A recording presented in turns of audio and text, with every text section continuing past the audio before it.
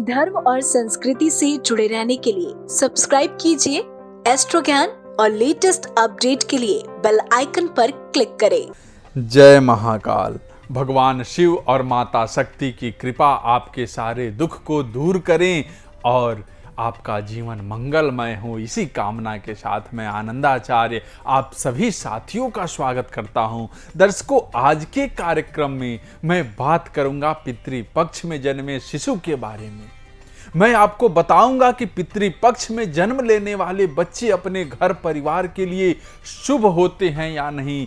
दर्शकों, कई लोगों की यह धारणा होती है कि पितृपक्ष में बच्चे का जन्म लेना शुभ नहीं होता है। ऐसे वक्त में जो बच्चे जन्म लेते हैं उनकी कुंडली में पितृदोष होता है और वह अपने घर परिवार के लिए शुभ फल नहीं लाते हैं। दर्शकों, मैं आपको बता दूं कि ऐसा बिल्कुल भी नहीं है। पितृपक्ष, जिसे हम श्राद्ध भी कहते हैं, इसका अर्थ होता है पूर्वजों के लिए श्रद्धा से किए जाने वाले कर्म, और एक तरह से ये दिन पितरों को समर्पित होता है। हम पितृपक्ष का समय पूजा पाठ तप व्रत कर श्रद्धा से निकालते हैं। तो यदि ऐसे में किसी बच्चे का जन्म होता है तो वह अशुभ कैसे हो सकता है। बल्कि इस माह में जन्मे बच्चों पर पितरों की विशेष कृपा होती है, क्योंकि जिन पितरों का हम विधिवत श्राद्ध कर रहे हैं, जिन्हें हम सम्मान दे रहे हैं, वे इस दौरान जन्म लेने वाले अपने वंश परंपरा को आगे बढ़ाने वाले बच्चों का बुरा कैसे कर सकते हैं।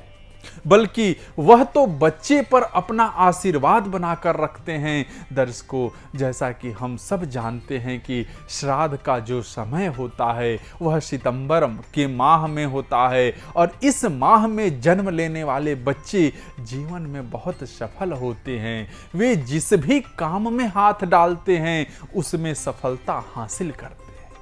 पितृपक्ष में जन्म लेने वाले बच्चों की सृजनात्मक शक्ति बहुत अच्छी होती है। ऐसे बच्चे बहुत ही ज़्यादा क्रिएटिव हो जाते हैं और इस क्षेत्र में वह बहुत नाम भी कमाते हैं। दर्शकों, ज्योतिष के अनुसार ऐसा माना जाता है कि पितृपक्ष में जन्म लेने वाले बच्चे अपने ही कुल के होते हैं, अर्थात आपके पूर्वज ही बच्चे के रूप में दोबारा आपके घर में किसी विशेष उद्देश्य के साथ जन्म लेते हैं। इसलिए इस दौरान जन्मे बच्चों का अपने घर परिवार के प्रति लगाव भी बहुत होता है। पितृपक्ष के दौरान जन्म लेने वाले बच्चे दिमाग से औरों बच्चों की अपेक्षा कुछ अलग होते हैं। इनकी सोच बहुत व्यापक होती है। ऐसे बच्चे अपनी उम्र की तुलना में ज़्यादा समझदार होते हैं।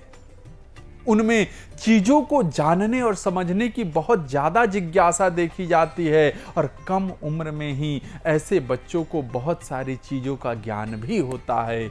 दर्शकों, मैं आपसे यह कहना चाहूँगा कि जन्म लेना अपने आप में एक सृजनात्मक प्रक्रिया है जो कि कभी गलत हो ही नहीं सकता है। सृजन से ही दुनिया आगे बढ़ती है। तो पितृपक्ष में जन्म लेने वाले बच्चे भी किसी विशेष उद्देश्य के साथ ही दुनिया में आते हैं, और यह बात बच्चे के परिजन को समझना चाहिए। दर्शकों, यह सत्य है कि इस दिन जन्मे बच्चों का चंद्रमा थोड़ा कमजोर होता है, मगर वह अपनी दृढ़ शक्ति, अपने मनोबल के साथ इसे मजबूत भी कर सकते हैं। और एक बार जब इनका चंद्रमा मजबूत हो जाता है तो यह जीवन में बहुत ही तरक्की कर जाते हैं।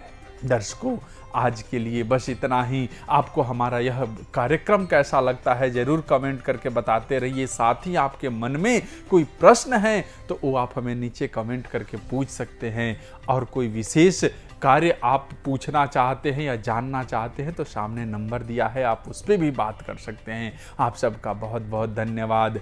जय महाकाल।